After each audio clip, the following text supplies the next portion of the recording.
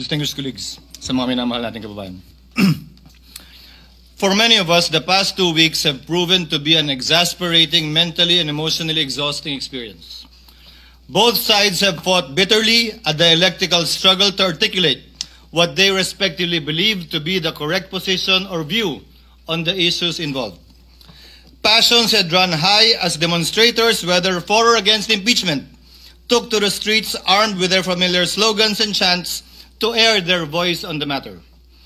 Various sectors of society, from business, retired military, academe, denominations of faith, offered suggestions for a return to a state of normalcy in the official relations of governmental branches. Through all these, and as early as the time when the articles of impeachment had been constituted, the court was specifically asked, told, urged, and argued to take no action of any kind and form with respect to the prosecution by the House of Representatives of the impeachment complaint. When the present petitions were knocking, so to speak, at the doorsteps of the court, the same clamor for non-interference was made through what are now arguments of lack of jurisdiction, non-justiciability, and judicial self-restraint, aimed at halting the court from any move that may have a bearing on the impeachment proceedings. The court did not heed the call to adopt a hands-off stance as far as the question of constitutionality of initiating the impeachment complaint is concerned, law, or the Constitution. This is a basic precept in any legal system which recognizes equality of all men before the law as essential to the law's moral authority and that of its agents to secure respect for and obedience to its commands. Perhaps there is no other government branch or instrumentality that is most zealous in protecting that principle of legal equality other than the Supreme Court, which has discerned in its meaning and ramifications through its application of numerous cases, especially the high-profile kind in the annals of jurisprudence.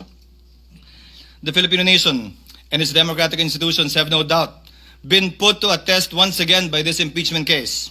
Accordingly, the court resorted to no other than the Constitution in search for a solution to what many feared would ripen to a crisis in government. Sa muli, magandang gabi po sa ating lahat. Hindi ko po salita mga sinambit ko na ilang minuto. Yun po ay paraphrase at halos eksaktong quotation ng salita ni dating Justice Conchita Carpio Morales sa Francisco ruling na kinatigan ng mayoriya ng mga miyembro ng Korte Suprema, kabilang na si dating Chief Justice Puno, dating Justice Carpio, dating Justice Ascuna, dating Justice Panganiban. Ano nga ba itong Francisco ruling na pinag-uusapan natin to? Ano nga ba ang pinagkapareho, pinagkaiba nito sa kasalukuyan nating hinaharap? At bakit ko ba ito tinatanong? Ginoong Pangulo, bahagi ako ng Kongresong nagtangka na i-impeach si dating Chief Justice Davide. Bakit ko sinabing tangka? Dahil pinigilan po kami ng Korte Suprema. In-enjoin at nag-issue ng TRO ang Korte Suprema at ito yung desisyong yun. Francisco, case na palaging sinasite po natin. Ano bang pinagkapareho?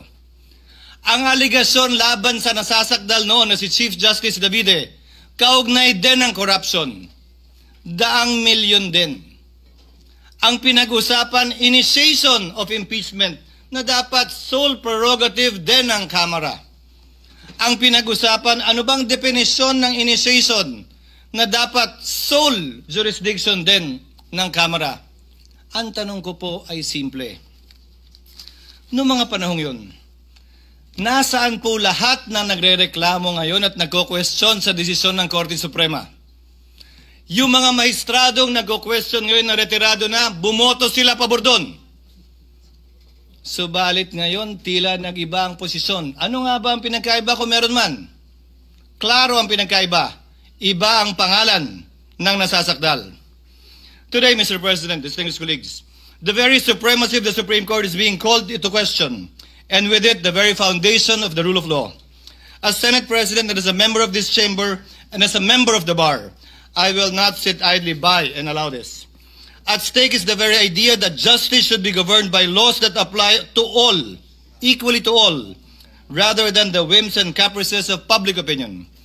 As Justice Frankfurter once said, if one man can be allowed to determine for himself what is law, every man can. That means first chaos, then tyranny. Legal process is an essential part of democratic process. Whether it's a mob or a minority, bias and prejudice blinds, divides, and destroys. Former U.S. Supreme Court Justice Sandra Day O'Connor also said it best. The law provides necessary continuity amidst our constantly shifting political landscape. It guarantees everyone will be treated equally, whether they are in today's or yesterday's majority, so they know what to expect, whether what they do is popular or unpopular at that time. The courts, Mr. President, with the Supreme Court at the helm, are the guardians of the rule of law, making sure everyone plays by the same rules and receives equal justice. For the rule of law to prevail, the High Court must act as a compass, not as a political cheerleader, impartially applying the law by calling out violations, not swayed by public opinion or political allegiance. Respect for the rule of law, Mr. President, requires all of us to adhere to final or immediately executory decisions of the court, even when there is a winner and a loser, to avoid deadlocks and maintain legal order. Respect for the rule of law does not bar disagreeing with court decisions, nor from forming our own opinions on the meaning and intent and letter of the spirit of the Constitution. However, we must also have the humility to accept when we are wrong once the Supreme Court has already decided. Respecting the court only when you win or when it aligns with your belief is not respect for me. It is plain arrogance, or if at all, a power play. Cherry-picking court rulings destroys the judiciary's purpose. Disobeying the High Court's decision is a violation of the law, because under our Constitution, decisions of the Supreme Court form part of the law of the land. I made these remarks, Mr. President, amidst recent calls for this august body to disregard the Supreme Court's recent ruling in Duterte v. HOR. These calls for judicial disobedience have been aided and abetted by so-called legal luminaries and experts who fancy their wisdom and knowledge of the Constitution as better, higher, more supreme than that of the Supreme Court. Miyembro po ba sila ng Supremist Court? Miyembro po ba sila ng Super Supreme Court? Sa pagkakaalam ko po, iisa lamang ang Korte Suprema. At ayon sa ating konstitusyon, Korte Suprema ang bukod tanging pwedeng makapagsabi kung ano ang kahulugan ng ating saligang batas. Walang iba. Allow me to demonstrate, for example, Mr. President, the legal gymnastics these people have been undertaking. In the past, and I have borne the brunt of this, sabi nila, forthwith ang sinabi sa Senado, ibig sabihin yan agad-agad, despite the rulings of the Supreme Court that say it is within a reasonable time. Pero doon na tayo sa agad-agad. Sabi ng rules ng House, dapat i-refer ng SecGen immediately sa Speaker. 2 buwan bago niya ginawa yon. Oh, okay lang sa kanila. Hindi naman sila nagreklamo. Immediately po ang gamit, ha? Hindi forthwith. Sabi naman ngayon ng Korte Suprema, immediately executory. Ay, teka lang. Hintayin muna natin. Hindi pa final. Kapag ka-convenienteng gamitin yung mga salita pabor sa posisyon nila, edi okay lang. Kapag ka hindi naman, ay hindi rin. Hindi po ganun dapat yon. Hinihiling nila ngayon sa Senado na ipagpaliban muna ang anumang aksyon para intayin ang anumang desisyon ito kaugnay sa motion for reconsideration na inihain ng Kamara sa Korte Suprema. Subalit tulad ng naipaliwanag na kanina kaugnay ng motion na pinagbobotohan natin ngayon, kung magbago man ang Korte Suprema sa kanilang desisyon na unanimous noong July 25, 2025, meron pong paraan at proseso pa ang Senado para sundin ang bagong desisyon yan ng Korte Suprema kung sakasakaling mangyayari po yan. In the past, it was also said, nauna nagsalita si Senator Bato, bawal daw at walang karapatan mag-motion ang sino mang senator judge dahil trabaho daw ng depensa yon.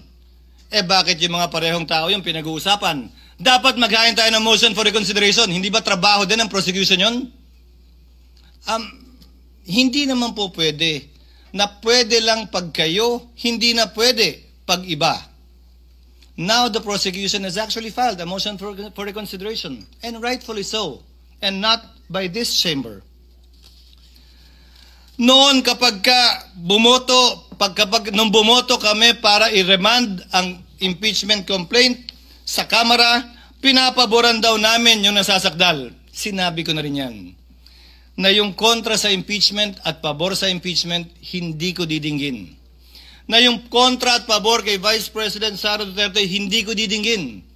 Dahil may rason kung bakit babaeng nakapiring ang mata ang simbolo ng ating hustisya, na humahawak ng espada sa kabilang kamay at panimbang sa kabilang kamay. Dahil wala po dapat kinikilala ang hustisya na personalidad. Sino man ang nasasakdal, dapat pareho lamang po ang ating mga magiging desisyon. Sabi din nila, will of the people daw ito. Sino ba si people?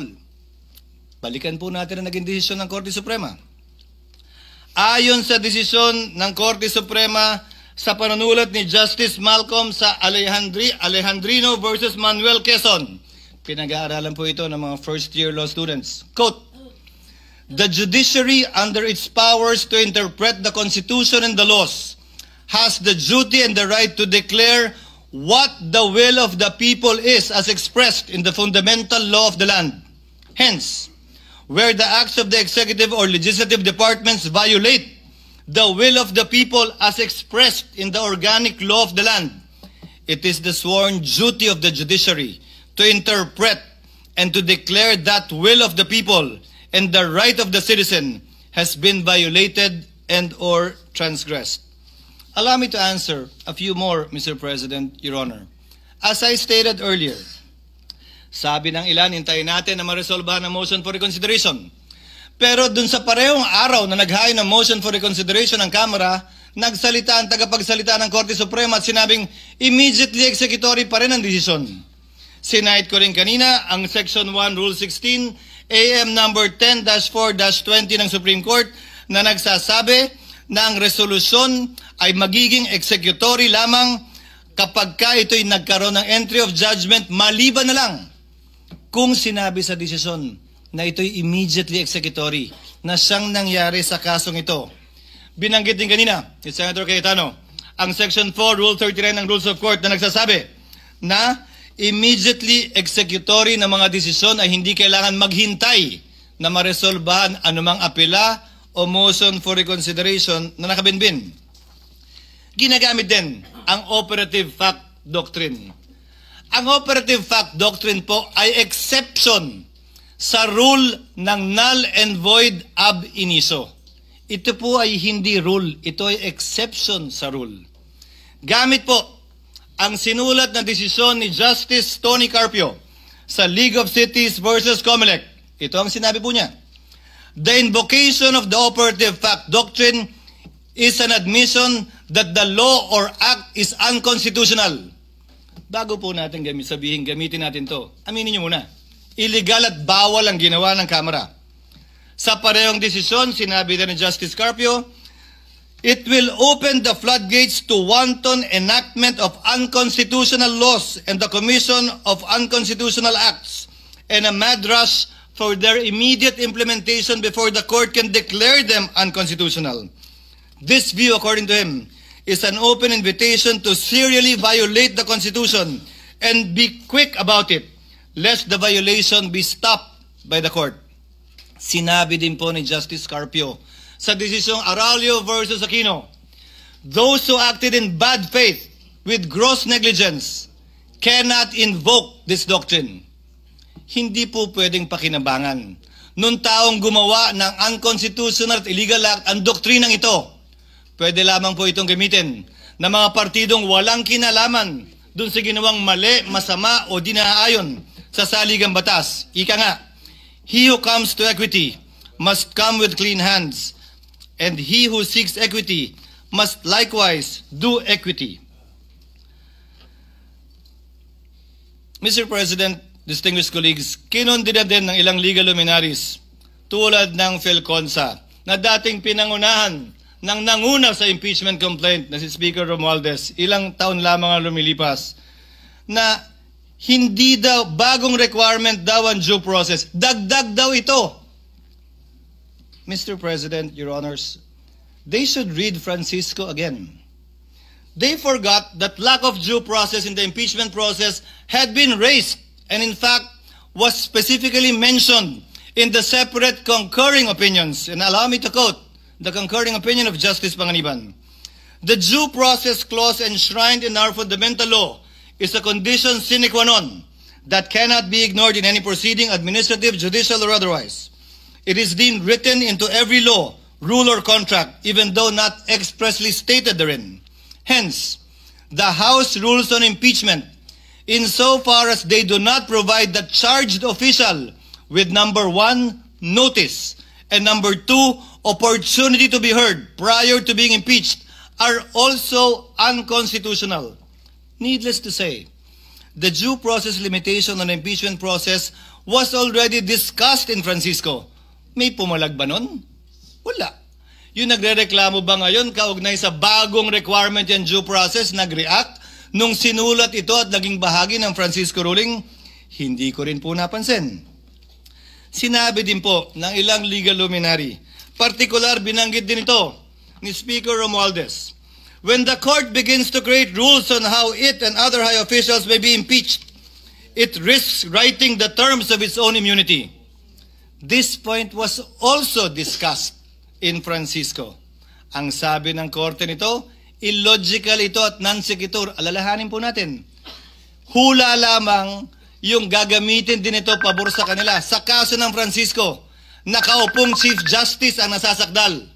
Pero sinabi mismo ng korte, hindi bali yan. Hindi namin pinapaboran ang kabaro namin sa pagbaba namin ng desisyong ito. Mr. President, the Constitution establishes a system of checks and balances, not a system of retribution.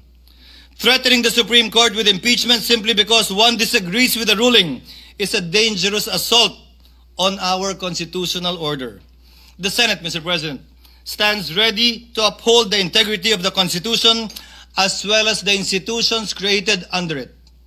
My dear colleagues, we are told that to honor the court's ruling is to betray the truth, that by choosing fidelity to the law, we somehow abandon accountability, but nothing for me could be further from the truth.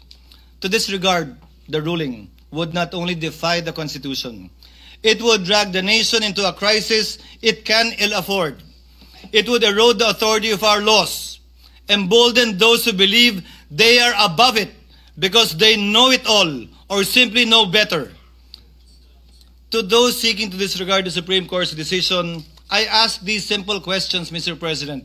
Again, in light of the Francisco ruling on former Chief Justice Davide, and it was okay then because they did not want then Chief Justice Davide to be impeached. Are you truly for accountability or simply anti-Duterte? Do you truly respect and want to preserve the Constitution or you simply hate the Vice President? Are you serving the nation's interest or protecting and pursuing your own personal ambitions or agenda? Are you fighting for truth or are you simply after revenge? Do you really want a trial or do you just want a conviction? Do you really believe that we are wrong or do you simply think and feel entitled and believe that you are always right? Remove the name, Mr. President, of the Vice President in this case. Apply the decision of the High Court, as Senator Cayetano said earlier, to another impeachable official. Would your positions be the same? When I was faced with this situation, Mr. President, I respected the court's decision, even if I disagreed with it. I am still voting to respect that court's decision. As quoted at the start of my speech, Mr. President, the dispensation of justice over the course of time should be unaffected, whomsoever stood to benefit or suffer therefrom. The courts should be unafraid of whatever imputations or speculations could be made against it by those disagreeing. I will not cast a vote that says complying with the Supreme Court ruling is optional. Anyone who will say, I will respect the Supreme Court today and condemn it tomorrow, is not showing fidelity to the Constitution. It is submission to the passions of the day, to the shifting winds of public sentiment that may or may not be just. Fidelity to the Constitution, Mr. President, must prevail even when it is unpopular, inconvenient, or misunderstood. In fact, Mr. President, distinguished colleagues, it must prevail especially when it is unpopular, when it is inconvenient, and misunderstood. Finally, Mr. President, let today's verdict be a stern and unequivocal warning to anyone who would dare use the Senate for their personal battering ram to further their personal political ambitions. To the House of Representatives, I say, do not allow yourselves to be used for the blind hatred and ambition of a few who did things haphazardly, gravely abused their discretion, and violated due process rights under the Constitution as found by the High Court itself. In spite of all these, you expect everyone to roll over in obedience. When we did not, you moved hell and high water to destroy personalities, malign reputations, and tarnish institutions. To these people, I say this: the Senate is not your playground to run after your political enemies. We are not an accomplice in any grand scheme. While others may be willing to play your game, I am not. I will never bow to a mob. I will never cower to the shrillest of voices. Let history, Mr. President, record that in this moment, we chose the Constitution. We chose the rule of law by defending the integrity of the Supreme Court and maintaining the system of checks and balances under our Republican system of government. Let this chamber be remembered, not for the passions we inflamed, but for the principles we upheld. I vote yes to the motion, Mr. President. I vote yes to the rule of law, yes to the Constitution, yes to the supremacy of the Supreme Court in interpreting it. Thank you, Mr. President. Thank you, Senate President.